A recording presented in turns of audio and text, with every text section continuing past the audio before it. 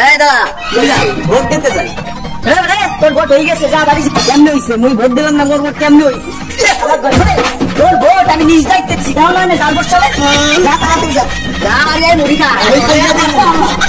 আরে ওই বাড়া পোস্টার শেষ, তাড়াতাড়ি জাল ভোট গুলো দে, ইসে দে আমাকে স্যার মার খায়। এই থাম তোরা, এইবার ফলাফল ঘোষণা করবো। যিনি হলো বাড়া ভোট পাইছে 2,50,000, আর যিনি পেনশন পাইছে 1,70,00,000, যিনি পেনশন বিপুল ভোটে জয়যুক্ত হয়েছে।